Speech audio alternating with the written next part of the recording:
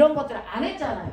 그죠? 그래서 여러분들이 머릿속에 일단은 넣으셔야 되는 힘의 내용들 마무리하고 수특 문제 풀어온 거 선생님이랑 돼서 하나하나 질문 받아줄 테니까 해보죠. 자, 보시면 우리 저번 주에 했던 거 뭐냐면 힘에 대한 얘기하고 있어요. 이 힘이 정확하게 정리되어 있는 내용이 없어요. 물리 1도 힘을 완벽하게 정리하지 않고 물리 2에도 힘을 합성하는 건 하지만 힘의 종류는 정확하게 정리하지 않거든요. 그래서 이거를 여러분들이 지금 아직은 진도 나가는 시점이 아니니까 이때 한 번은 쭉 정리할 필요가 있어서 힘을 정리해드리고 있는 중이에요. 자, 힘이 뭐냐면 이라고 하면 병우야 예쁘게 필기해. 자, 힘은 우리가 늘 아는 대로 물체,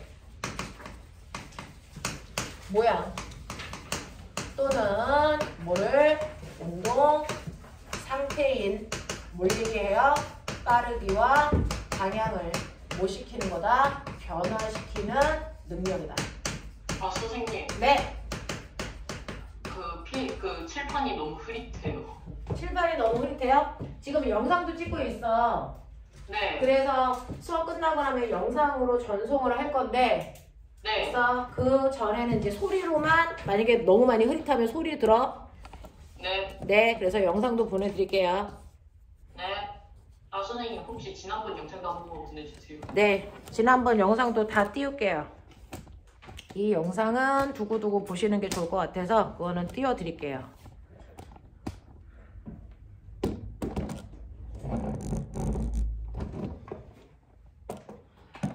제가 이런 걸 잘 찍으면 좋을 텐데. 자, 그래서 힘이라는 건 물체의 모양 또는 운동 상태를 변화시킬 수 있는 능력을 힘이라고 하는데 내가 힘을 줬는지 안 줬는지 눈에 안 보이잖아요. 그러면 힘을 줬는지 안 줬는지 판단은 뭘로 한다? 나보지 말고 뭐 봐야 된다? 물체가 변했는지를 보면 된다. 그래서 그 물체의 모양이나 운동 상태가 변했다면 우리 눈에 보이지 않지만 그 아이는 그래서 뭐 받았다? 힘 받았다. 조금 변했으면 힘을 조금 받은 거고요. 많이 변했으면 많이 받은 거고요.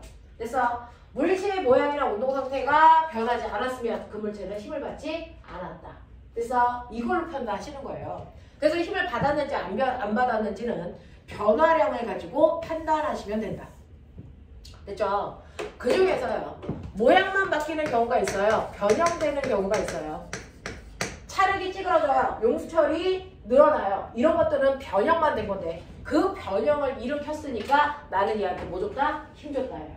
됐죠? 그래서 차력을 찌그러뜨리는 것도 내가 힘을 줬다라는 증거예요. 그 다음에 물체가 빠르기만 바뀌어요. 그래도 내가 힘을 줬다는 증거죠. 왜? 운동 상태의 빠르기가 바뀌었으니까. 그래서 자, 그런가 하면 방향만 바뀌어요. 그래도 내가 힘을 줬다는 증거죠. 그래서 방향은 그냥 바뀌진 않아요. 힘을 받을 때만 바뀌는 거니까. 그래서 자, 그런가 하면 빠르기와 방향이 모두 다 바뀌었어요. 그래도 힘을 줬다라는 증거잖아요. 됐죠?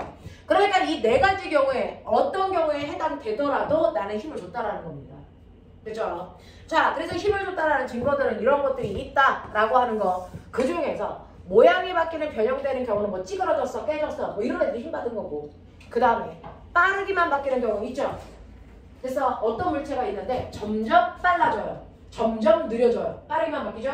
자, 그 운동을 부르는 고유 명사들도 있죠. 정윤아, 빠르기만 바뀌는 운동. 그렇죠. 물체가 위에서 떨어지면서 중력이라는 힘을 받아서 점점 빨라지잖아요. 그죠? 그래서 자유낙하 운동이 힘을 받고 있을 때 일어나는 운동이고 이때 받은 힘을 우리가 중력이라고 하는 거고요. 또 빠르기만 바뀌는 두 번째 경우도 있죠. 뭐 있어? 이제 너에게 뭐 있어? 자유낙하 운동 말고 또 빠르기만 바뀌는 또 다른 이유. 경우 어떤 경우 있어? 얘는 떨어지는 거잖아요. 그럼 뭐 하면 돼요? 그렇죠. 던져 올리면 돼요. 이거 뭐라 그래요? 이걸 뭐라 합니까? 연직 상반 운동. 알겠어? 네.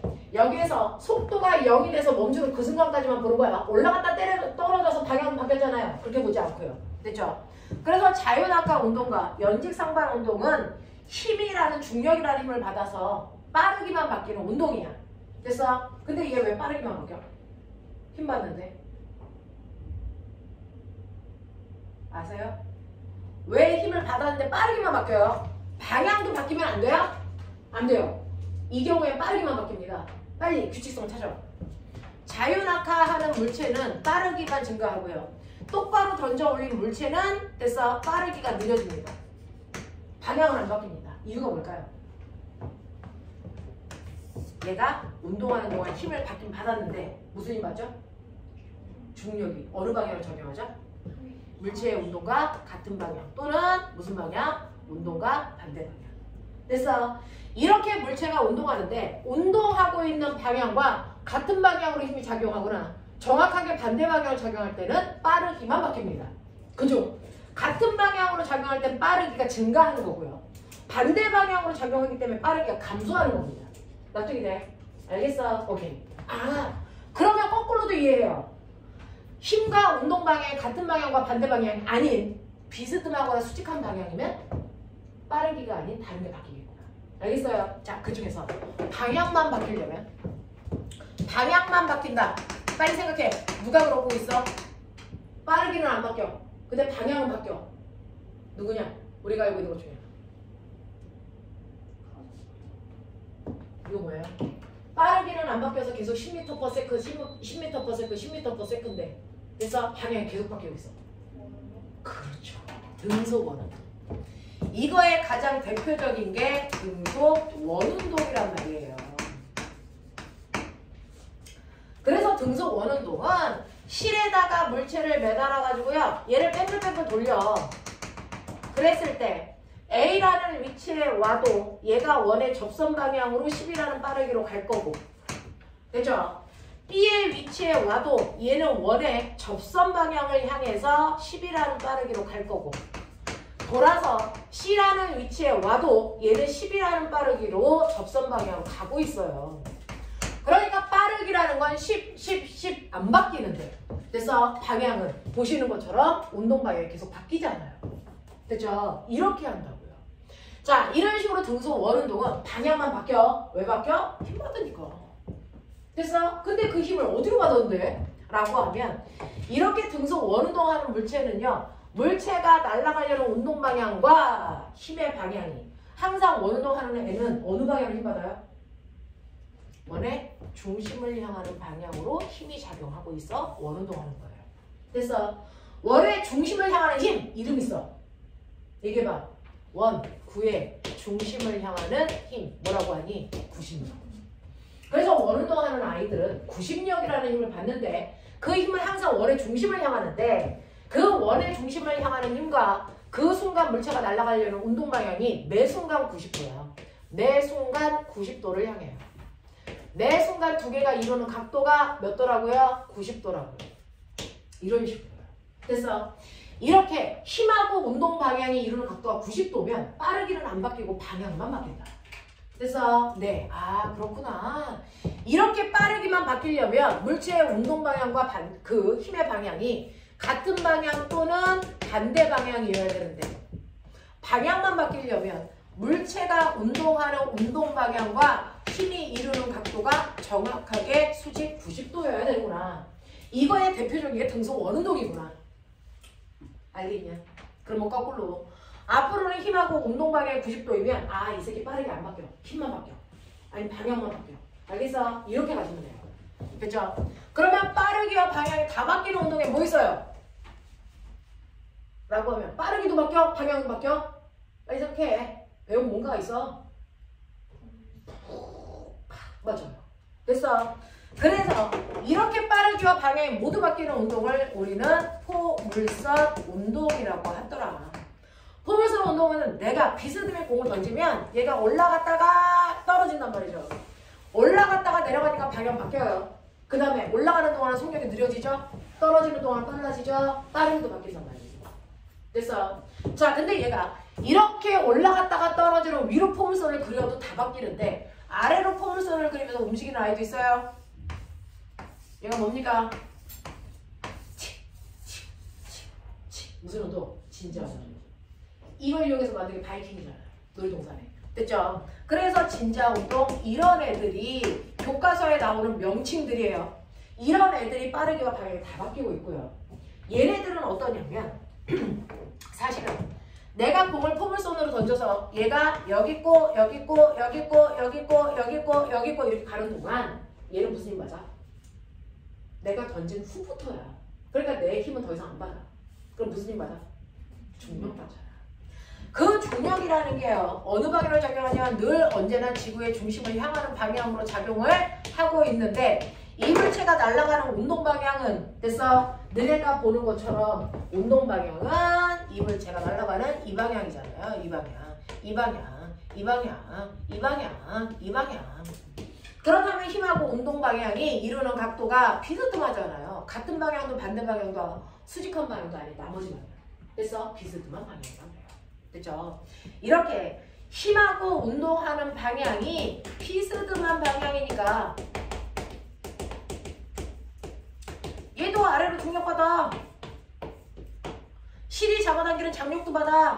그래서 그 두 개를 합성하면 합력이 작용하는데 그 합력과 운동 방향이 비스듬한 방향이야. 이런 거거든요. 자, 이런 식으로 물체한테 내가 힘을 준다. 그 힘을 주면 변한다. 그래서 그 중에서 모양이 바뀌는 건 논외고요. 나머지 운동 상태라는 빠방이 바뀌는 경우를 보면 어떨 때 빠르기만 바뀌어, 어떨 때 방향만 바뀌어, 어떨 때 다 바뀌어. 이게 바로 내가 물체한테가 준 힘과 그래서 운동 방향 사이에 이루는 각도죠. 이게 몇 도야? 이거에 따라서 변화를 내가 결정할 수도 있어. 빠르기만 바뀌게 할 수도 있고 방향만 바뀌게 할 수도 있고 두 개를 다 바뀌게 할 수도 있어. 알겠어? 이렇게 되더라는 거죠.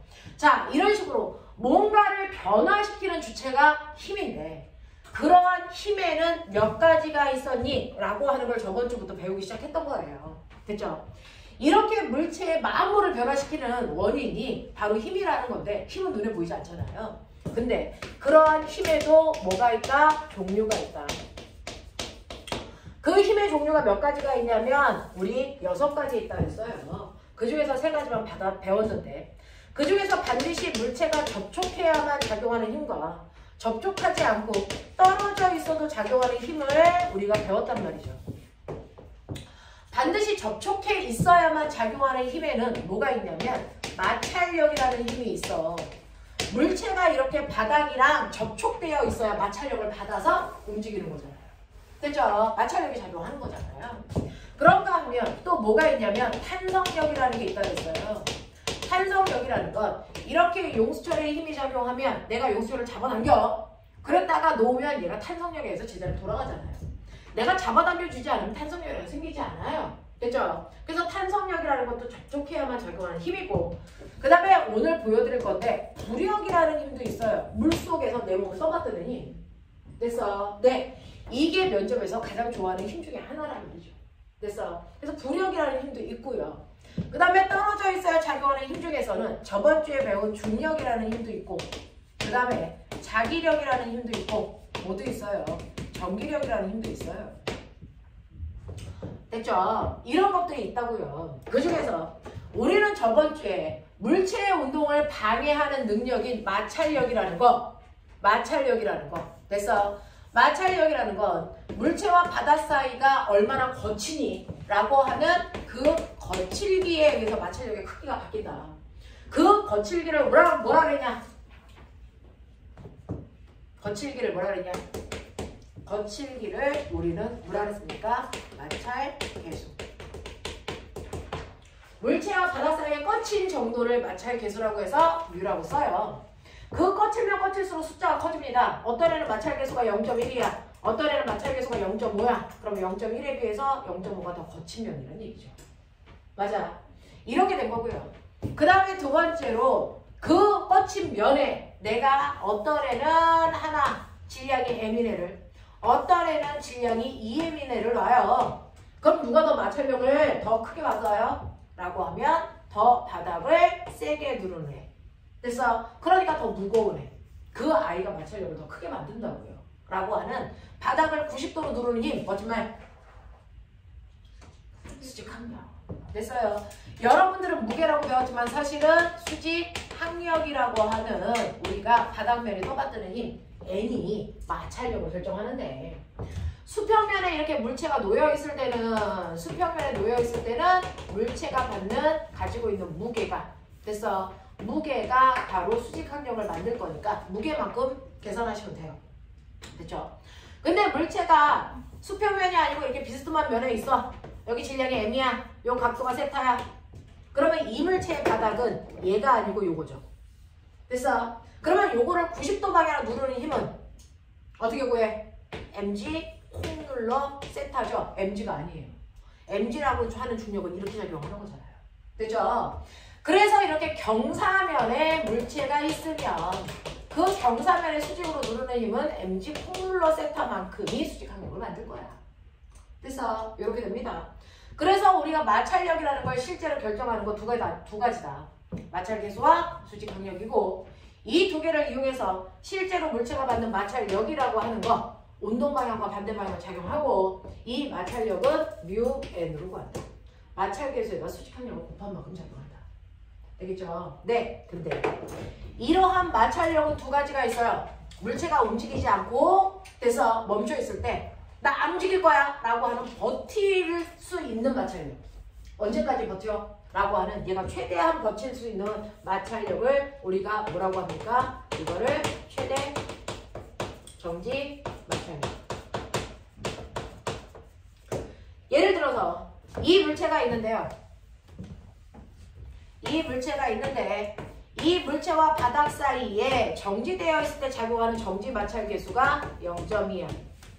그리고 이 물체의 질량이 2kg이라고 쳐. 그러면 얘는 얼마의 힘을 줄 때까지 안 움직일 수 있어? 그래서 최대 정지 마찰력 구해보면 돼요. 그쵸? 그러니까 얘는 마찰 계수가 얼마냐면요. 마찰 계수가 0.2고 그리고 얘는 수평면에 있으니까 누르는 힘이 자기의 무게만큼이에요. 그러니까 20이에요. 곱하시면 얼마? 보셨죠? 4N의 힘 줄 때까지 얘는 안 가. 그러니까 얘를 1N의 힘으로 밀었어. 가? 안 가? 안 가.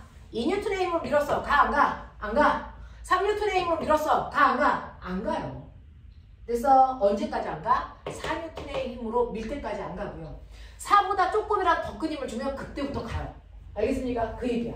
그래서 버틸 수 있는 최대한의 마찰력을 정지 마찰력, 최대 정지 마찰력이라고 한다. 됐어? 근데 내가 5N의 힘을 줬어요. 그럼 그때 가겠죠? 갑니다. 내가 5N의 힘으로 밀면 얘는 버틸 수 있는 한계를 넘었으니까 그때부터 가. 그래서 네. 그러면 그때부터는 최대 정지 마찰력이 아니고 운동 마찰력이라는 걸 받으면서 간다. 운동 마찰력은 어떻게 구해요? 정지 마찰력은 정지 마찰 계수 집어넣어서 계산하고요. 운동 마찰력은 운동 마찰 계수에다 수직항력 곱하는 것 뿐이야. 마찰 계수의 크기만 바뀌어. 알겠어? 그러니 이 물체가 정지되어 있을 때 정지 마찰 계수가 0.2인데 운동 마찰 계수는 0.1이야. 그러면 움직이는 그 순간부터는 운동 마찰 계수가 0.1로 바뀌죠. 수직항력은 그대로 20이죠. 그러면 얘는 운동하는 동안 마찰력은 얼마 작용해? 2N밖에 작용하지 않아. 그러니 내가 3N의 힘으로 밀어 움직이는 그 순간부터 마찰력이 4가 아니고 운동 방향과 반대 방향으로 마찰력은 2밖에 안 작용해. 납득해요? 그럼 결국은 얘는 합력이 얼마예요? 사람이 미는 힘은 5N. 됐죠? 마찰력은 2N. 그럼 얘는 합력은 얼마? 3N. 됐죠? 그러면 얘가 받은 합력을 질량으로 나누시면 얘가 운동하는 동안 생기는 뭐야? 가속도가 생기죠. 그러니 얘는 2kg짜리가 3N의 힘을 받아 가속도 얼마 생깁니까? 1.5m/s 제곱의 가속도를 갖고 운동할 거예요. 납득해요? 이렇게 가는 거. 이해되니? 이해되니? 네. 자, 요게 마찰력이었어요. 그래서 마찰력 저번주에 했던 거 영상 다시 한번 들어보시면 되고 오늘 우리 전체 카톡방에다가 영상 다시 올릴게요. 어제 했던 거. 그래서 오늘 것도 올려드릴게요. 자, 그 다음에 탄성력이라고 하는 거 제자리로 되돌아가는 성질이고요. 가장 대표적으로 용수철이 가지고 있다.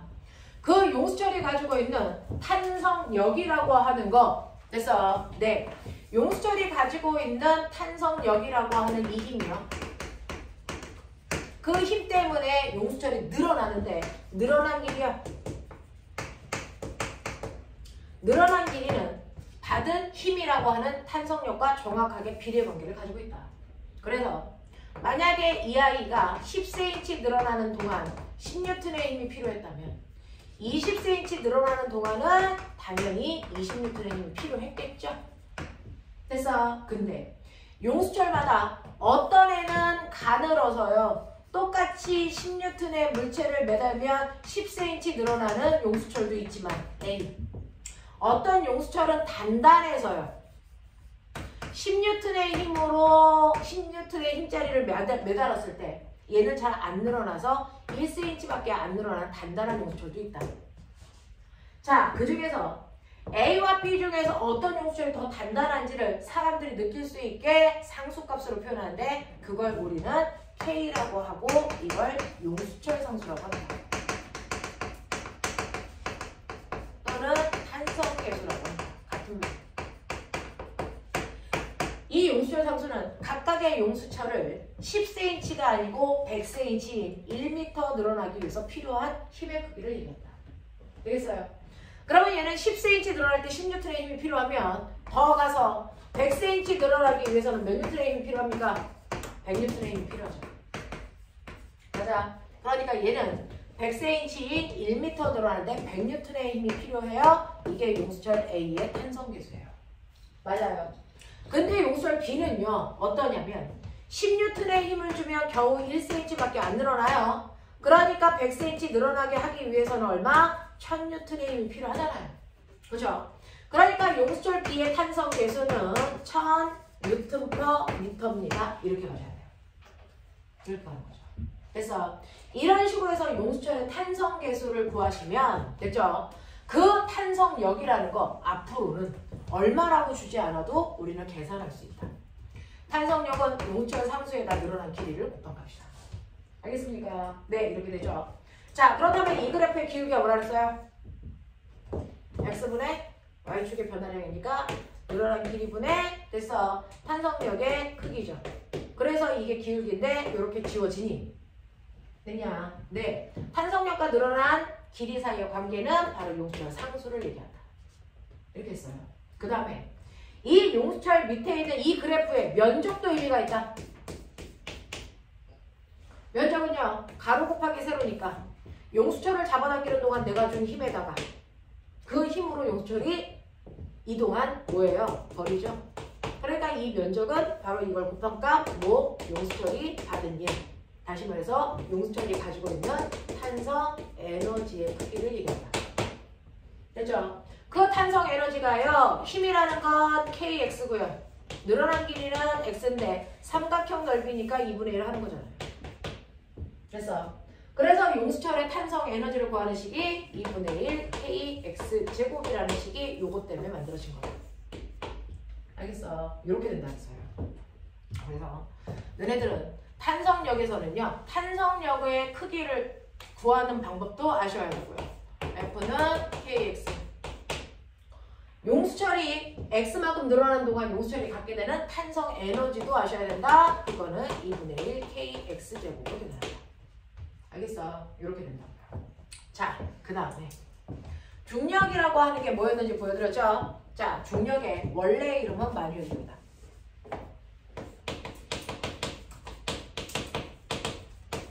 만유인력은요. 이렇게 질량이 작용하는 서로 다른 물체가 있어요. 라지 M 10kg, 스몰 M 1kg.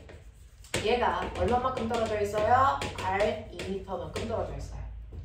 이렇게 질량을 가지고 있는 물질끼리는요. 반드시 됐어. 서로를 자기 방향으로 잡아당기려는 만유형 인력이 생긴다. 라고 하는 거예요. 질량을 가지고 있는 물질들끼리는 서로를 잡아당기는 만유형 인력이 작용합니다. 그 만유형 인력의 크기 어떻게 구합니까? 맨날 받아쓰고 머리에서 안 끝이네. 만유형 구하는식 R 제곱분의 R 제곱분의 GMM. 이렇게 구하라고 했어요. 두 물체가 떨어져 있는 거리 R제곱. 그러니까 얘는 2의 제곱분의 G는 만유인력 상수니까 주면 쓰시면 되고요. 거기다가 라지 M, 스몰 M은 각각의 두 물체의 질량이라고 했으니까 10 곱하기 1. 되겠죠? 그래서 이 두 물체에 작용하는 만유인력의 크기는 여러분들이 보시면 알겠지만 2.5 G가 작용한다. 그래서 네, 상수값 G를 1로 놓으면 2.5N의 힘으로 서로 잡아당긴다는 이런 느낌. 자, 그러니까 A가 B를 잡아당기는 힘도 2.5N이고요. B가 A를 잡아당기는 힘도 2.5N으로요. 서로가 작용과 반작용의 힘이기 때문에 크기 반드시 같아야 돼요. 그래서 질량이 크다고 해서 더 세게 잡아당기지 않습니다. 질량이 작다고 해서 더 약하게 잡아당기지도 않습니다. 두 개의 크기 똑같이 만유인력만큼이고요. 됐죠? 서로 반대방향으로 작용하는 이 두 힘은 작용과 반작용의 두 힘이다. 기억하겠어요? 머릿속에 넣으세요. 이렇게 됩니다. 근데 이때 얘가 커도 너무 큰 바로 물체 중에서도 지구나 달과 같은 천체라면 천체가 주변에 있는 물체를 잡아당기는 만유인력을 우리 뭐라 그런다? 중력이라고 한다. 이거였어요. 그러면 이런 식으로 지구가 있을 때 지구 위에 내가 있네. 됐죠? 네, 지구의 질량 라지 m이고 나의 질량 스몰 m일 때 나와 지구 사이의 거리 어떻게 된다고? 무게중심에서 무게중심까지의 거리를 된다고. 됐죠? 네. 그래서 지구의 반지름이 r이고요. 나의 배꼽까지의 거리가 스몰 r이라고 하면 원래 두 물체 사이에 작용하는 만유인력은 실제로는 라지 l에다가 스몰 r을 더해서 제곱분의 gmm 하셔야 되는데 지구의 반지름에 비해서 나의 무게중심까지의 거리는 너무 코딱지만 해. 이걸 아예 무시해버린다. 그죠? 그래서 우리는 지구에서 지구가 나를 잡아당기는 만유인력은 그냥 이렇게 구해버려요. 지구의 반지름의 제곱분의 gmm. 그래서 이게 나를 잡아당기는 만유인력 중력이 되는 거야. 됐죠? 그 지구가 나를 잡아당기는 중력이라는 힘 때문에 내가 바닥을 쿵 누르는 나의 몸무게가 생긴다. 됐죠? 그래서 이게 바로 내가 가지고 있는 몸무게다. 그죠? 무게잖아요. 그러니까 얘하고 얘가 똑같으니까 소거되면 우리가 맨날 배우는 9.8이라는 중력 가속도의 정체가 바로 지구의 반지름의 제곱분의 만유인력 상수의 지구의 질량을 구한 값이었다. 이게 그 유명한 9.8이다. 근데 여기가 지구가 아니고 달로 바뀌면 반지름도 달 걸로 질량도 달 거를 쓸 거기 때문에 중력 가속도의 크기는 지구와 같지 않다. 그래서 달에서의 중력 가속도는 지구의 6분의 1밖에 안 된다. 알겠냐? 네, 태양으로 가면 태양 꺼내셔야 돼요. 되겠냐? 이런 식으로. 그래서 중력 가속도의 정체가 어떻게 만들어졌는지도 머릿속에 넣으셨어요. 여기까지가 저번 주에 했던 거야. 이해돼요? 오케이. 여기까지 했으면 그러면 이제 저 세 개의 힘을 뺀 나머지 세 개의 힘을 해보자는 거죠. 그 중에서 자기력, 전기력, 부력이라는 게 있는데 여기는 살짝 찍을 거예요. 너무 멀리 가면 병호 칠판 보이는 거 맞아? 흐릿해요. 네, 칠판은 흐릿한데 소리는 잘 들려요? 네, 소리는 잘 들려요. 와, 내가 또 성량은 좋죠. 소리는 잘 들리는데 혹시 줌으로 들어갔을 때 너네가 하면 최대한 좋은 점은 뭐야? 손으로 딴짓 할 수 있다는 거지. 그거 하고 있으면 안 되는 거 알지, 병호? 네? 너 손으로 핸드폰 같은 거 하면 되는 거 아니지? 아, 손으로 아무것도 안 하고 있어요. 손으로 안 하고 발로 하고 있어? 아직. 너 시험 약간 합리적인데? 너 다음 주에 오면 시험 볼 거야 이거. 잘 들어. 노트 필기한 거 일단 찍어서 전송해. 알겠냐 병호? 아니, 잘 안 보이는데. 그러니까 필기해서 사진 찍어서 보내시라고요. 아, 필기해서 보낼게요. 네. 그래서 줌 수업할 때는 우리가 늘 필기한 거 찍어서 보내거든요. 자, 어떤 애는요 가끔가다 줌으로 하는데 선생님 갑자기 카메라가 나갔어요 또는 튕겨 나갔어요 그러면서 막 그때 딴 걸 열심히 이제 하고 있는 친구들도 있어서 너네는 그러지 않겠지만 그래서 확인해 본 거예요.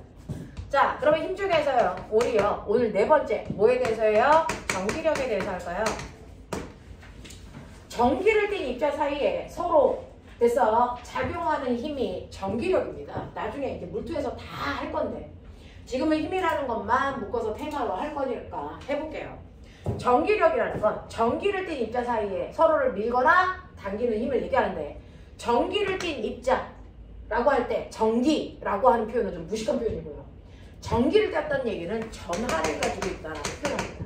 전기를 뗐다는 건 전하를 가지고 있다고 표현합니다. 그래서 그러면 전하의 종류, 전기의 종류. 그래서 전하의 종류 있죠? 무슨 전기, 무슨 전기? 탱이들 나 물총 사가지고 싼다. 어? 자, 전기의 종류. 그렇지. 뭐 별거 있어? 지구상에. 자, 전기의 종류는 두 가지잖아. 플러스 전하와 마이너스 전하. 그러니까 내가 전기라고 썼던 단어를 그냥 전하라고 바꾸라고. 플러스 전하와 마이너스 전하 두 종류가 있다고요. 그 중에 같은 극끼리 서로 마주보게 하면 얘네들은 서로 밀어내는 힘이 작용하죠. 멋진 말. 청력. 서로 반대되는 전기들끼리는 서로를 당기는 힘이 작용하겠죠. 이거 뭐라 그래요? 인력. 요거예요. 자, 그래서 플러스와 마이너스의 전기를 띤 입자 사이에 밀거나 당기는 힘을 싸잡아 우리 뭐라 그럴까? 전기력이라고 한다. 됐어. 네. 자, 전기를 띤 입자 사이에 서로를 밀거나 당기는 힘을 전기력이라고 합니다. 됐죠? 그러면 선생님 여기에요. A라고 하는 전화가 있어요. 오케이. 저는요 플러스 전화 띄었어요. 세기는 얼마니? 라고 하는 걸 우리가 전화량이라고 해요. 전화량. 전기의 세기 전화량. 단위는 과학자 이름 쿨롱 이렇게 써요. 그래서 저는 4쿨롱이에요. 이런 거 되겠어. 자, 그 다음에 여기에 또 하나의 전기를 띤 입자가 있는데 나는 마이너스 1쿨롱이에요. 뭐 그런 거. 이런 거. 그리고 우리 둘 사이에 떨어져 있대요.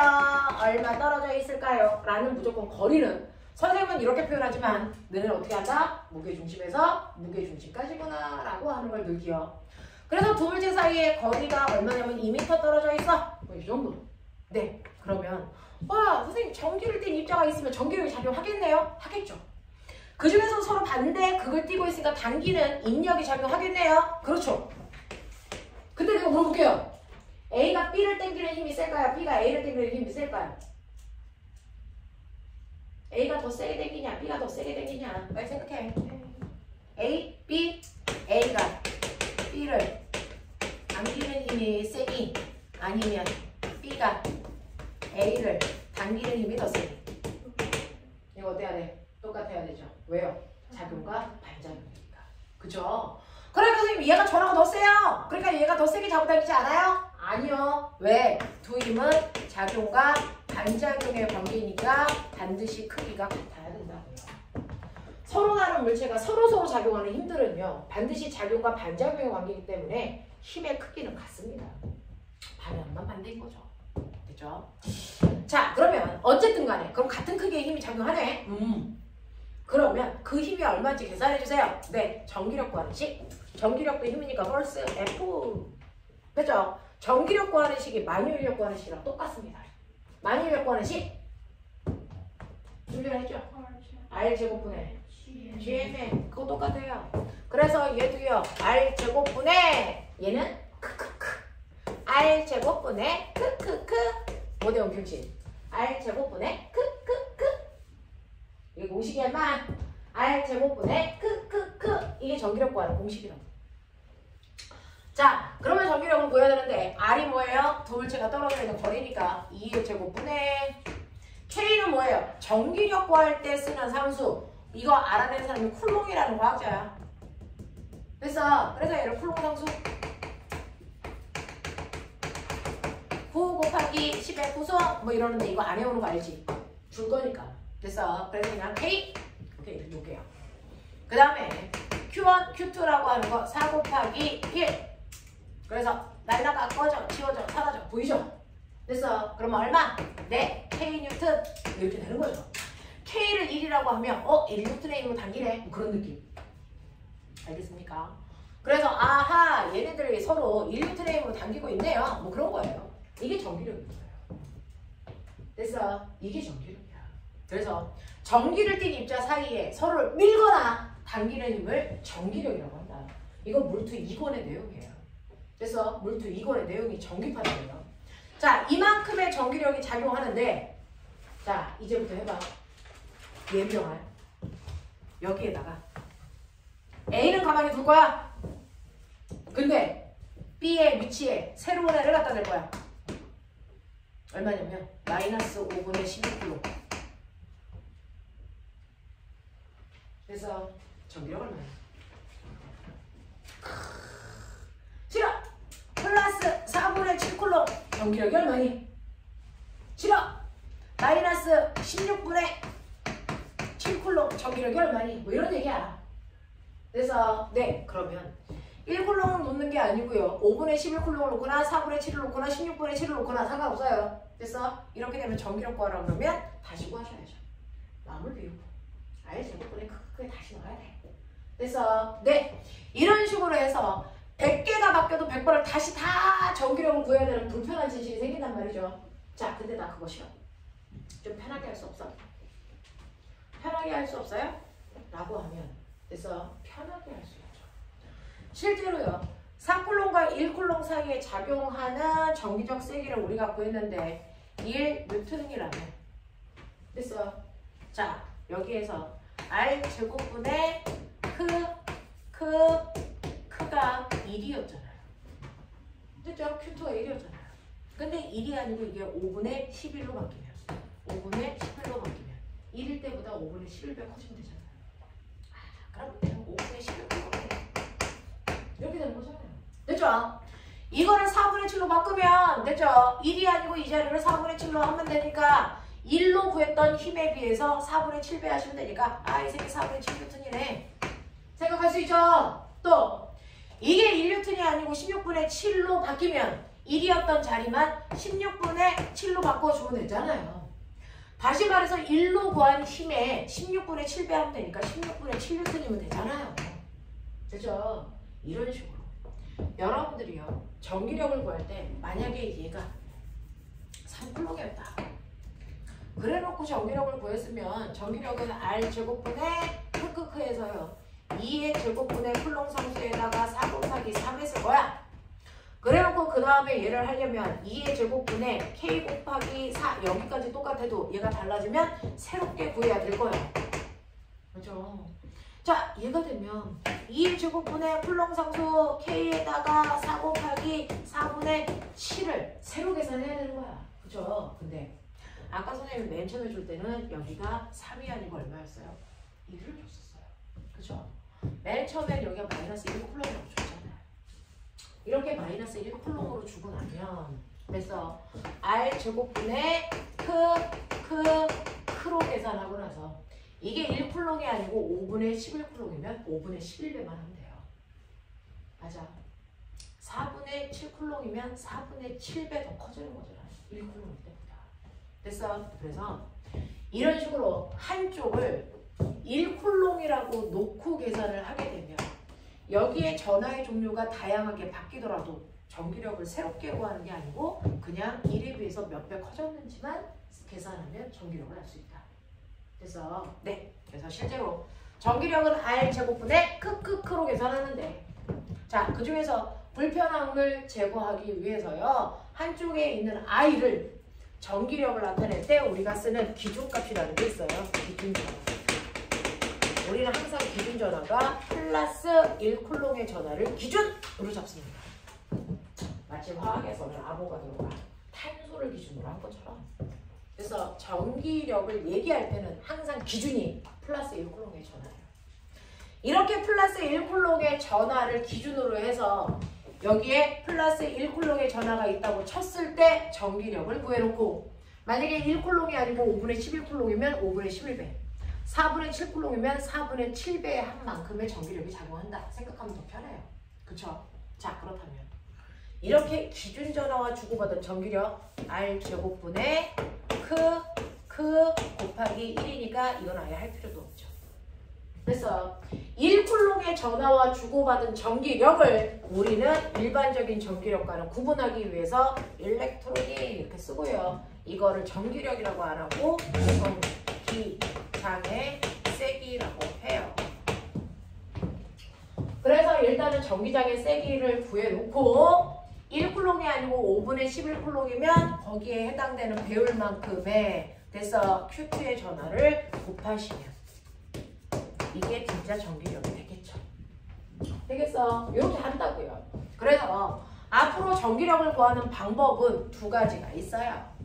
전기력을 구하는 방법은 다짜고짜 R제곱분의 크크크로 계산하셔도 되고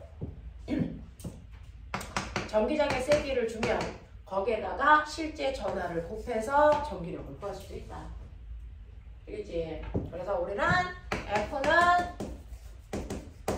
Q2력, Q2력, 쿨롱력, 쿨롱력, 쿨롱력 이렇게 외우게 돼요. 그래서 네. 자, 이런 식으로 외우기도 합니다. 자, 그래서 전기력이라는 게 있는데 그걸 좀 간단하게 보여주려고 전기장의 세기라는 걸 만들어 놨구나. 전기장의 세기는 플러스 1쿨롱으로 전기력을 구해놓고 그래서 내 전하량만큼을 곱해서 실제 전기력을 구하는 방법도 있다. 알겠습니까? 네, 이렇게 된다. 이게 바로 전기력이다. 전기력 구하는 식은 만유인력 구하는 식이랑 되게 똑같다. R 제곱분의 크크크. 알겠지? 외웠지? R 제곱분의 크크크. 알겠냐? 밖에 나가서 이런 얘기 하면 안 된다. 그래서 네, K, Q1, Q2 학교 가면 그렇게 얘기하셔야지. 갔는데 R 제곱분의 크크크 이렇게 하면 저 새끼 하이스트 다녔구나. 이렇게 생각하면 되겠죠. 그래서 이렇게 갑니다. 그래서 네, 그래서 전기력이라는 건 이건데 너네 알죠? 모든 힘은 항상 크기와 방향을 갖는다. 그러니까 전기력의 크기를 구한 식이 바로 R 제곱분의 크크크로 계산하면 되는데 전기력 방향은 어느 방향이에요? 라고 한다고요. 여기에 플러스가 있고 여기에 마이너스를 띄고 있는 엄청나게 센 전기를 띈 전하들이 있어요. 근데 내가 여기다가 플러스의 물체를 놓으면 얘가 어떻게 가는 줄 아세요? 플러스는 플러스를 밀 거고요. 마이너스는 당길 거 아닙니까? 그래서 이 둘을 합한 방향으로 얘가 이렇게 가요. 그래서 네. 자, 그래서 얘는 오른쪽으로 가게 될 건데 여기다가 내가 거꾸로 마이너스 전하를 놓으면 어떻게 돼요? 마이너스는 마이너스가 밀겠죠? 플러스는 당기겠죠? 이 둘을 합성한 힘의 방향으로 얘가 이렇게 움직이겠죠? 그래서 여러분들이 보시면 플러스 전하는 오른쪽으로 힘을 받았나 봐요. 오른쪽으로 이동해요. 마이너스 전하는 똑같은 곳에 놓는데 힘이 왼쪽으로 작용하나 봐요. 왼쪽으로 가요. 그럼 도대체 여기에서 힘은 어디로 작용하는 거예요? 힘의 방향을 어떻게 결정해야 돼요? 한 놈은 오른쪽으로 받고 한 놈은 왼쪽으로 받으면 그래서 아까 말씀드렸어요. 모든 전기적 현상을 설명할 때는 기준 전압을 설명합니다. 그 아이가 플러스 1쿨롱이야. 됐어? 그러니 여기에다가 뭘 놓는 겁니까? 플러스 1쿨롱의 전하를 놓는 거예요. 그러면 이 플러스 1쿨롱의 전하는 여기서 어떻게 움직입니까? 이쪽으로 움직이죠. 그래서 이게 힘의 방향이야. 그래서 전기력은 무조건 플러스에서 마이너스 방향으로 힘이 작용한다. 됐어? 이렇게 표현하는 거예요.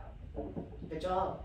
그래서 우리가 전기력의 방향이 플러스에서 마이너스를 향하는 방향이에요 라고 얘기하는 건 바로 기준 전하가 받는 힘의 방향을 얘기해요. 그래서 여기에다가 플러스 전기를 띠레를 놓으면 실제로 플러스에서 마이너스를 향하는 방향으로 이렇게 움직일 수 있는데 마이너스를 띈 물체를 놓으면 전기력과 반대 방향으로 움직여요. 어떻게 해요? 하겠어요? 네. 자, 그랬을 때 플러스 전기를 띠고 있는 플러스 1쿨롱의 전하를 여기다 100만 개쯤 흐트러 놨다고 쳐봐. 100만 개쯤 플러스 1쿨롱이라는 기준 전하를 여기다 막 뿌려. 그랬을 때 각각의 지점에서 얘네들이 움직이는 방향을 부드러운 곡선으로 이렇게 연결해 놓은 걸 전기력선이라고 해요. 그래서 이런 식으로 전기력선을 그려지는 겁니다. 전기력선. 됐죠? 그래서 우리는 그동안 힘을 하나의 화살표로 표현했는데 전기력과 자기력은 하나의 화살표가 아니고요. 그래서 이런 식으로 플러스에서 마이너스를 향하는 방향으로 전기력선 여러 개를 이렇게 그려요. 그래서 눈치채세요. 앞으로는 시험에 여기를 안 줍니다. 무슨 극인지 안 가르쳐줘요. 그래놓고 여기가 A고 여기가 B야. 이게 무슨 극이야? 화살표 나갔잖아요. 플러스 극이에요. 화살표 들어가잖아요. 무슨 극이에요? 마이너스 극이에요. 알겠습니까? 이걸 아셔야 된다고요. 자, 어떤 애를 이렇게 그렸는데요. 화살표가 얘표가 이렇게 그려져요. 이 새끼 뭐야? 얘처럼 연결되지 않는단 말이죠. 두 개가 끊어졌어요. C하고 D. 이거 무슨 극이냐? 네, 플러스죠. 화살표 나가잖아요. 이게 무슨 극이냐? 플러스예요. 나가는 거야. 근데 왜 끊어졌어요? 같은 극이니까. 청력이니까. 알겠어? 반대 극이니까 인력이니까 연결된 거예요. 무슨 말인지 알겠어요? 네. 이렇게 반대 극의 전하가 있을 때는 전기력선이 연결되지만 같은 극의 전하들은 전기력선이 끊어집니다. 그래서 무슨 극인지도 알 수 있어요. 됐어? 네. 이런 식으로 해서 화살표의 방향을 안 줘요. 그냥 전기력성만 이렇게 줘요. 그러면 우리는 알아요. 얘네들은 같은 극이야. 얘가 플러스면 얘도 플러스고 얘가 마이너스면 얘도 마이너스야. 이렇게 놓고 문제 풀 수 있잖아요. 됐어? 화살표 안 줘요. 근데 전기력선이 연결됐어요. 그러면 어쨌든 간에 얘네들은 반대극이야. 얘가 플러스일 때 얘가 마이너스고 얘가 마이너스일 때 얘는 플러스여야 돼. 이렇게 놓고 문제 푸시면 되는 거예요. 아시겠어요? 네. 그런 안목을 키우시고요. 전기력선을 그렸는데 얘병을 이렇게 그려요. 아까는 여기서 나온 소리 다 들었잖아요. 그죠? 네. 근데 지금은요. 정확하게 절반을 딱 잘라보시면 들어가는 개수는 보시는 것처럼 5개인데 나가는 건 됐어. 6, 7, 8, 9, 10, 뭐 11, 뭐 이렇게 된다. 이거 5개였죠. 10 이렇게 된다고 치자. 그럼 나가는 건 10개예요. 전기력선 개수가 다르네요. 네. 이게 바로 전화의 세기예요. 됐어? 전기력선을 그리면 어떤 부분은 선과 선 사이의 간격이 조밀한 부분이 있고요. 어떤 부분은 선과 선 사이의 간격이 넓습니다. 이 간격이 달라요. 근데 이게 의미가 있어요. 자, 선과 선 사이의 간격이 좁은 곳은 전기가 세게 작용하는 부분. 그래서 선과 선 사이의 간격이 넓은 부분은 전기력의 세기가 약한 부분을 얘기해요. 간격을 의미하는 거예요. 그래서 그러니 똑같이 동그라미에 선이 5개만 들어가는 애보다는 선이 10개 나오는 아이가 간격이 훨씬 더 좁겠죠. 그러니 선이 많을수록 전하량이 뭐 하자는 거야? 세다는 거예요. 그래서 선의 개수가 10개, 5개로요. 선의 개수의 비율이 2대 1이니까 전기의 세기도 여기 A쪽이 B쪽에 비해서 더 세다. 몇 배? 2배. 그래서 얘 전하량을 Q라고 하면 얘 전하량은 얼마? 2Q라고 놓으면 된다. 이런 거. 하겠어? 하겠어? 이런 거. 이런 것들이 우리가 쓰는 약속이야. 되겠죠? 이런 식으로 해서 여러분들이 전기력을 생각해 놓으시면 된다. 아, 이게 전기력? 중학교 때는 3학년 때 그래서 저 전기를 발생시키는 방법 마찰에서 생겨요. 정전기. 그래서 전기를 띤 입자를 옆에 근처에 갖다 댔더니 전기가 유발돼요. 정전기 유동. 이거 중학교 때 배웠던 거죠.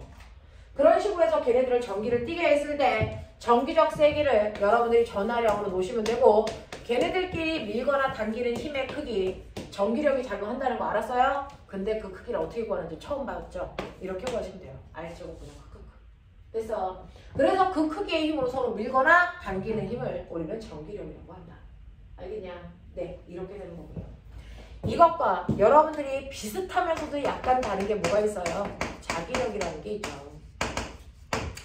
자기력은 자석 사이에 자석과 자석 사이에 서로 밀거나 당기는 힘 또는 자석과 금속 사이에 서로 밀거나 당기는 힘을 우리는 자기력이라고 하는 거죠.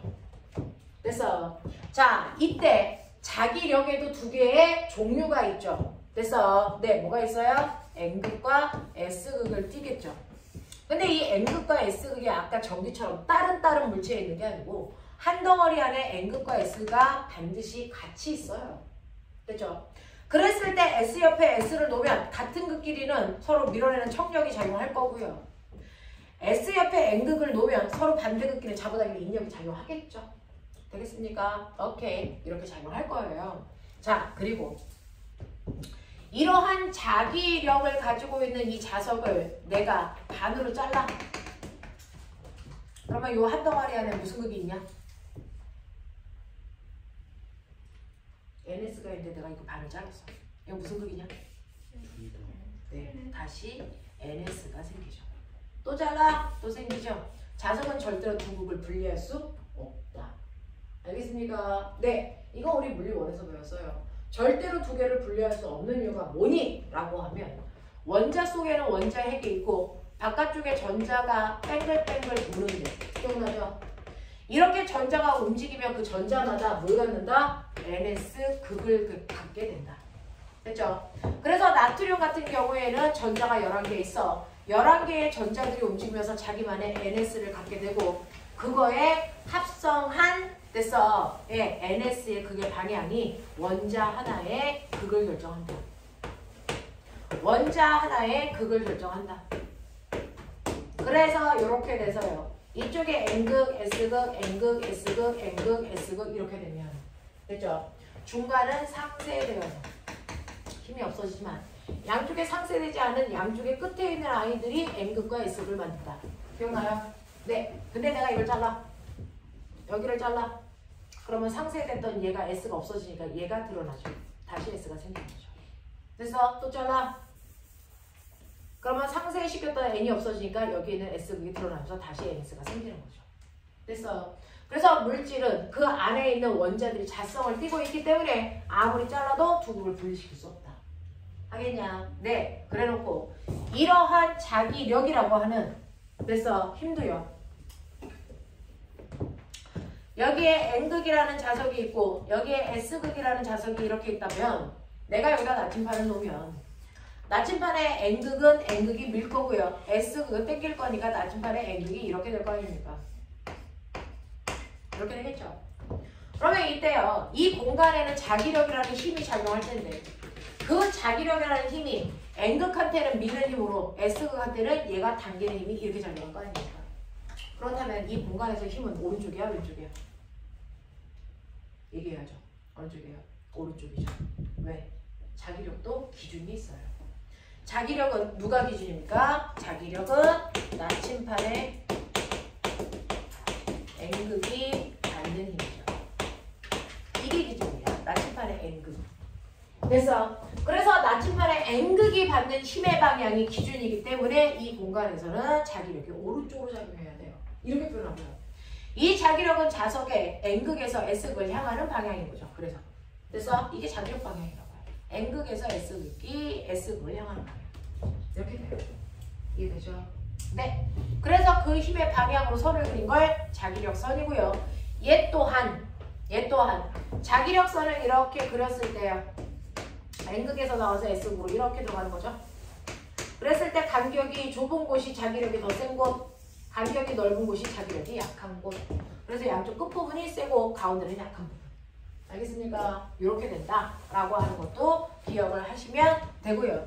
이 자석의 세기는 그럼 결국 뭐? 여기서 자기력선이 몇 개 나왔냐죠. 됐어? 네. 그래서 이렇게 자석에서 나오는 자기력선의 개수가 자석의 세기를 얘기한다. 그래서 이 자기력선의 개수를 우리가 자기선소 파이 라고 표현해요. 자기력선의 개수를 자기선소 이걸 파이라고 쓴다고요. 그죠? 네. 이거를 이 자석의 단위 면적으로 나누면 자기장의 세기라는 게 나온다.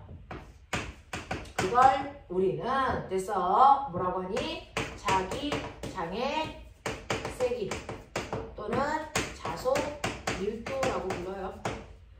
그죠? 네. 이거를 우리가 알고 있는 부연식 B로 표현하는 거죠. 그래서 B는 A분의 파이였고요. 예를 들어서 2제곱미터 안에 자기선속이 만약에 10 됐어 웨버 있다면 이거 계산하면 자기장의 세기가 5 테슬라예요. 라고 표현했던 거 기억나? 됐어 5 웨버 퍼 제곱미터를 간단히 과학자 이름 써서 5 테슬라 라고 표현한다고요. 이게 자기장의 세기를 표현한다. 되겠죠? 네, 이렇게 돼요.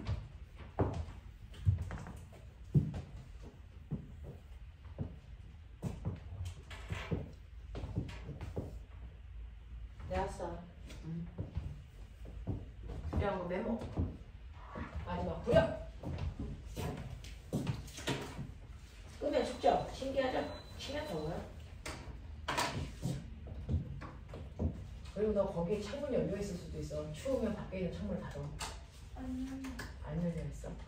아까 1교시 애들이 막 덥다고 창문을 열고 막 그랬어요? 너무 덥대요? 애들이 인삼으로 김치를 해먹나 봐요? 어찌 이렇게 열이 많은지. 자, 그 다음에 마지막 힘. 힘 중에서요. 이제 할 만큼 다 했는데 마지막 힘이 뭐 있어요? 라고 하면 엄청 유명해요. 부력이라는 힘이 있어요. 이 부력이라는 힘은요. 여러분이 언제 봤냐면 물속에 들어가면 그래서 물이 여러분들을 띄우는 힘이죠. 그걸 부력이라고 하는 거예요. 그래서 자 이렇게 부력은요. 유체라는 물체가 뭐게? 유체가 뭐야?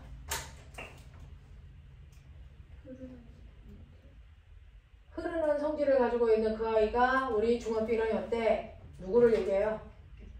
액체나 기체죠. 그러니까 우리가 얘기하는 유체는 액체와 기체를 합해서 부르는 말입니다.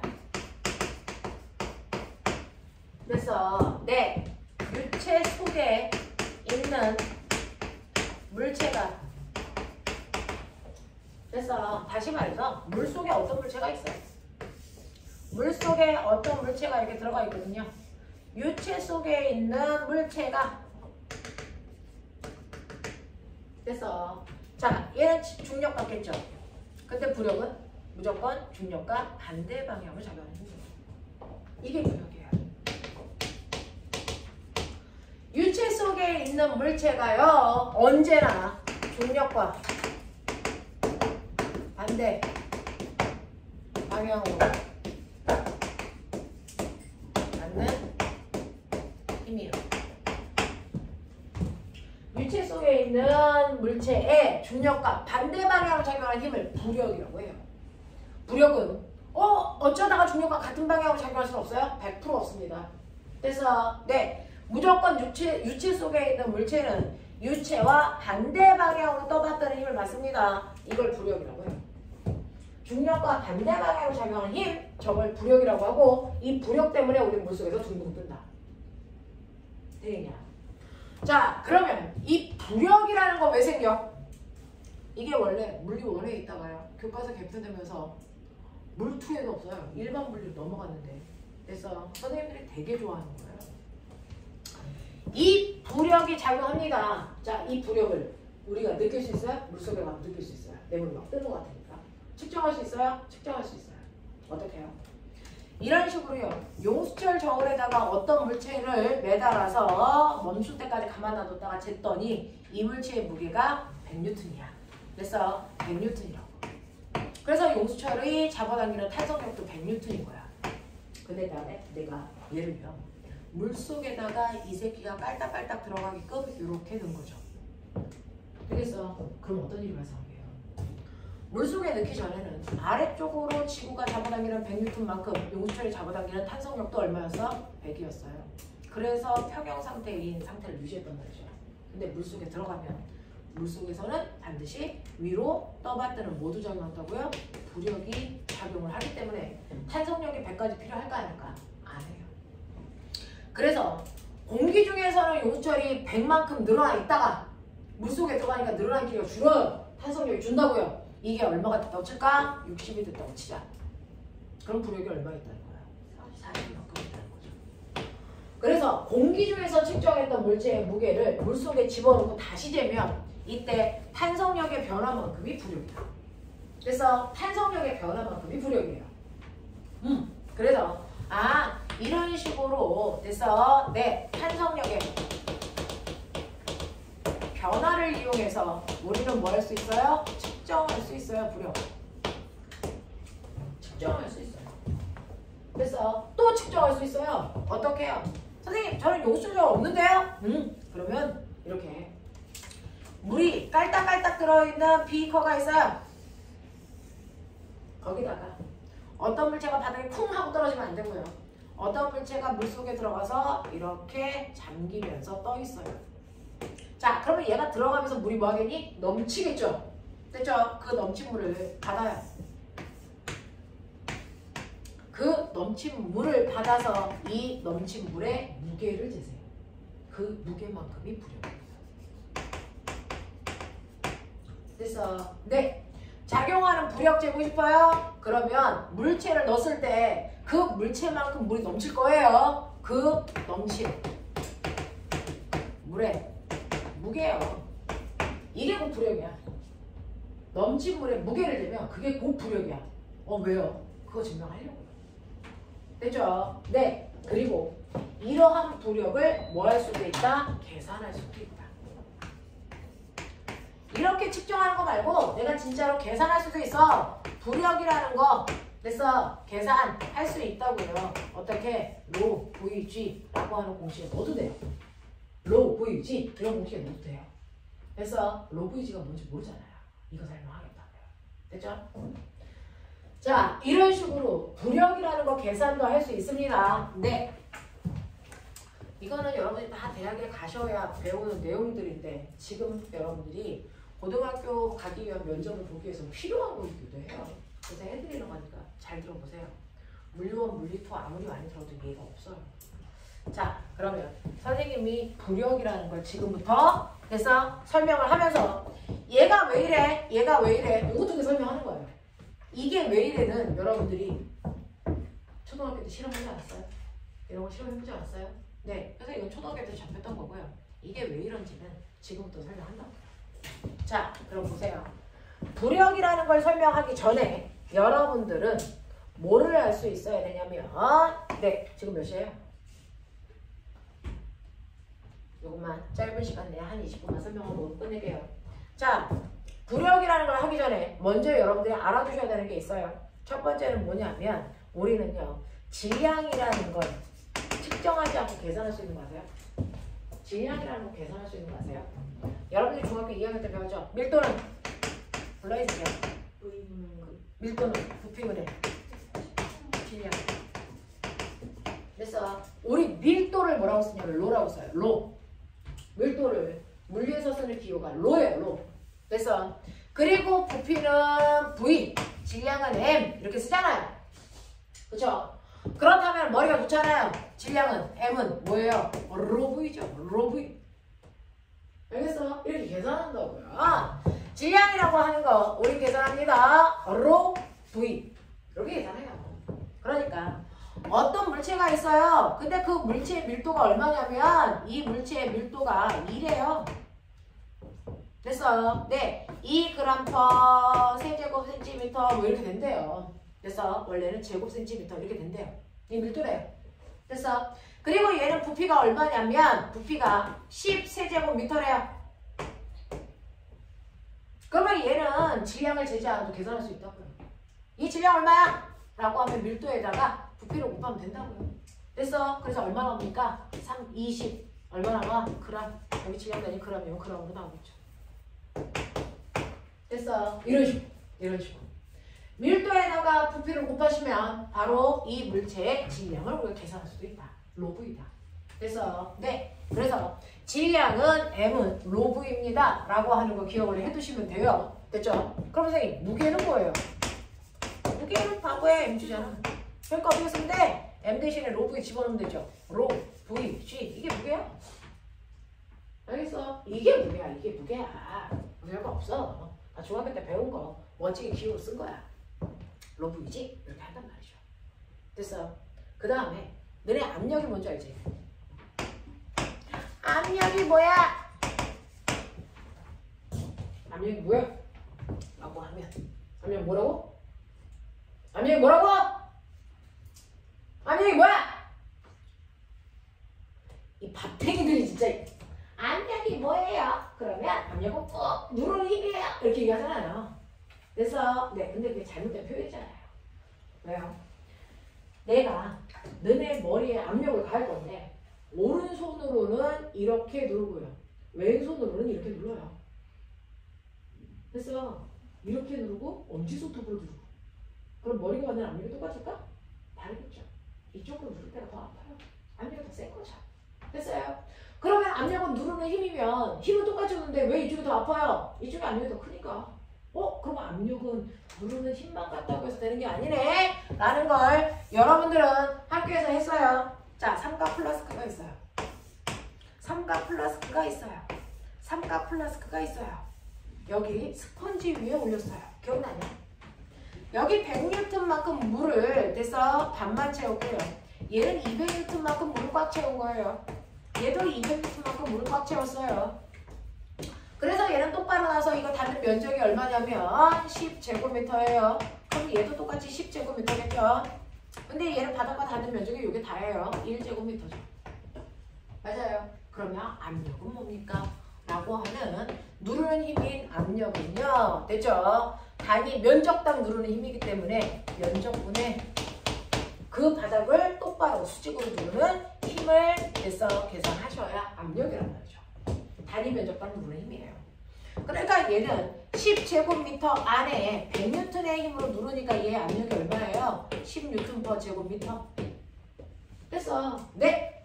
얘는 10제곱미터 안에 200이라는 힘으로 누르니까 얘는 압력이 얼마입니까? 오케이. 너는 압력이 얼마냐? 너는 20파스칼이야. 뉴턴 제곱미터가 파스칼. 알겠어요? 오케이. 자, 너는 압력이 얼마냐? 1제곱미터에 200N의 힘이 작용하니까 저는 압력이 200N 제곱미터예요. 이렇게 표현한다. 이게 압력이야. 그래서 압력은요. 누르는 힘이 똑같더라도 면적이 넓은 것보다 좁을수록 압력이 더 커요. 되겠니? 이렇게 된다고요. 네. 그래서 단위 면적만 누르는 힘인데 만약에 여기에 어떤 물체가 이렇게 올라가 있어요? 그러면은 이 물체 정유면체라고 치자. 한 변의 길이가 A예요. 한 변의 길이가 뭐라고 칠까? L이라고 치자. 그래서 정유면체야. 그리고 이 물체의 무게가 mg라고 치자. 되겠지? 그러면 얘가 지금 바닥을 누르는 압력은 어떻게 될까요? 라고 하면 얘가 바닥을 수직으로 누르는 힘은 자기의 무게만큼 눌러요. 그래서 그 무게가 뭐예요? 로브이지예요. 어떻게 되나? 오케이? 자, 그리고 면적은 뭐예요? 이 바닥의 넓이여야 되니까 L제곱이에요. 그죠? L제곱이에요. 근데 이 새끼 부피가 뭐죠? L세제곱이에요. 그럼 이거 날라간 거죠? 이렇게 되는데요?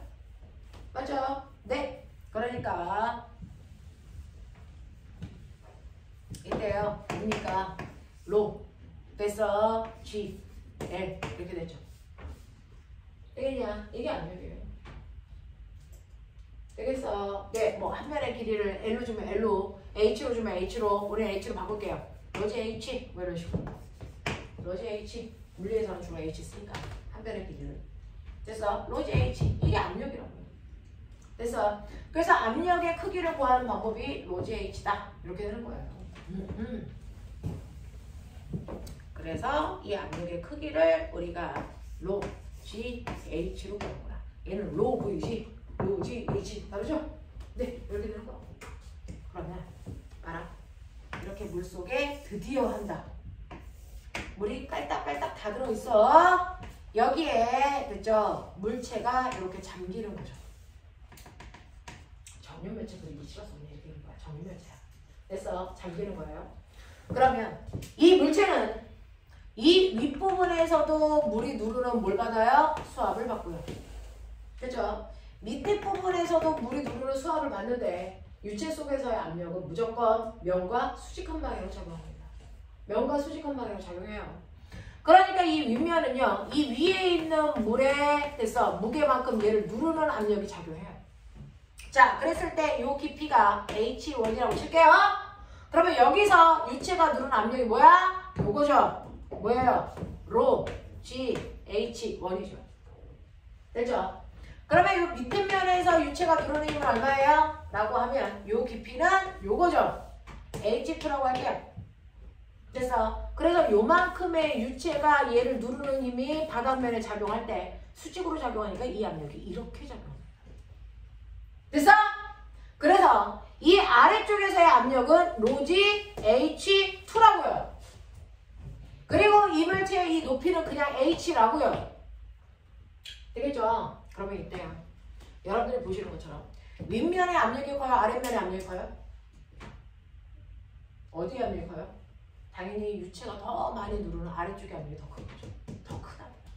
아래쪽의 압력이 훨씬 크다고요. 위쪽의 압력보다. 됐어? 그러면 꼬매가 생각해봐. 압력은 단위 면적당 누르는 힘이라고 했으니까 AF인데요. 여기서 면적 넘기시면 작용하는 힘은 압력에다가 면적을 곱한 만큼이 총힘이 된다고요. 맞죠? 그래서 윗면에서 받는 힘, 아랫면에서 받는 힘, 아랫면에서 받는 힘이 더 커서 아랫면에서 받는 힘에서 윗면에서 받는 힘을 빼시면 물체가 받는 합력이 나오는데 그 합력이 어느 쪽으로? 위쪽으로 작용하죠. 그게 부력이에요. 그래서 윗면과 아랫면의 수압 차이 때문에 생기는 위로 떠받드는 힘을 우리는 부력이라고 한다. 이게 부력이다. 그래서 그 부력의 크기를 구하려면 아랫면이 받는 힘과 윗면이 받는 힘의 차이를 구하면 된다.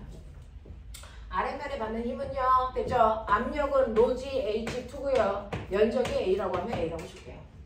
됐죠? 자, 윗면이 받는 힘은 로지 H1이고요. 네, 윗면, 아랫면 면적 똑같으니까 A요. 됐어? 오케이.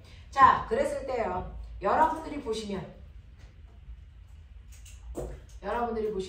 이때 네 얘네들 보시면 어떠냐면 네 요거 알아요? 로 G A로 묶으면 H2 빼기 H1 되죠? 이게 뭘까요? 빨리 적으면 찾아. H2 빼기 H1 H2 빼기 H1이 뭡니까? 물체의 높이 H죠. 네, 이거 H 곱하기예요. 근데 너 알아? 면적 곱하기 높이 부피 되겠습니까? 그래서 부력이 결국은 뭡니까? 로 G V가 되는 거죠. 됐어? 자, 근데 나 궁금해. 아, 이렇게 해서 윗면에서 들어오는 압력과 아랫면에서 들어오는 압력의 차이가 바로 부력을 만드는데 아랫면에 됐어. 네, 수압이 훨씬 더 크기 때문에 부력은 위쪽으로 작용할 수밖에 없구나. 그랬을 때 부력의 크기를 로 VG로 계산하는데 됐죠? 자, 부력의 크기를 그래서 우리가 구하는 부력의 크기는 로 VG가 되는데 이때 로가 누굴까? 생각이라는 걸 하자. 됐어. 이때 로는 물체의 밀도는 로라고 하고요. 유체의 밀도를 로다시라고 하면 여기서 수압을 만든 건 유체의 밀도예요? 아니 물체의 밀도예요? 아니면 물의 밀도예요? 수압은 누구의 밀도? 물이 누르는 밀도죠. 그러니까 이 밀도는 사실은 유체의 밀도, 물의 밀도는 있는 거다. 부력은. 됐죠? 부력을 구할 때는 유체 속에서 받는 힘이기 때문에 됐어? 네. 유체의 밀도를 집어넣고요. V는 뭘까요? 저 V는 물체의 부피요. 네, 물체의 지금은 부피죠. 근데 꼬맹아 생각해봐라. 어떤 애가요. 똑같은 물 속에서 반만 잠기게 했어요.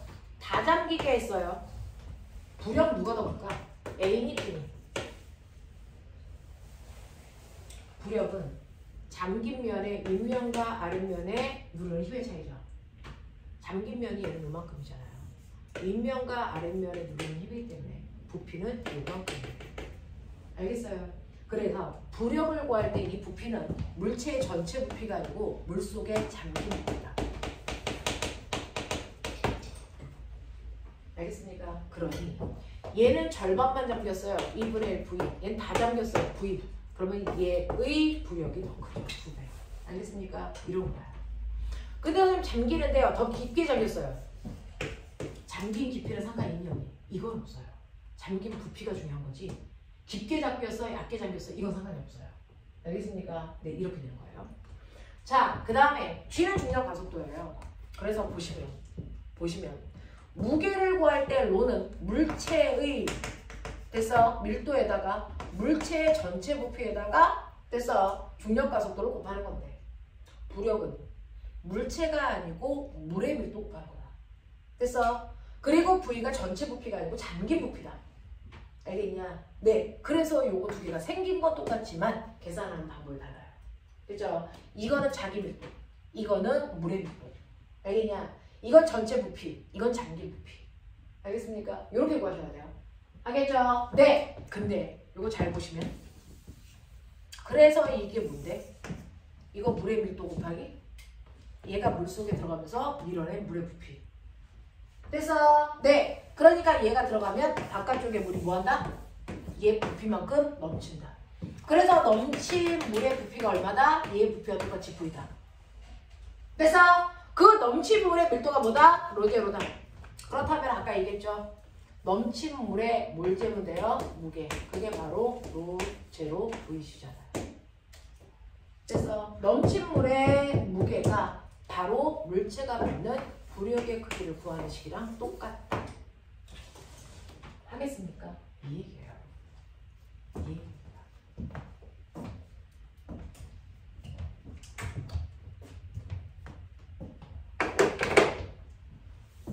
납득이 되는겨? 되는겨? 오케이. 됐죠? 여기까지 필기 못한 거 마무리 하시고요. 10분만 끊었다가 할게요. 지금은 3시 25분입니다. 네, 3시 35분에 시작하죠.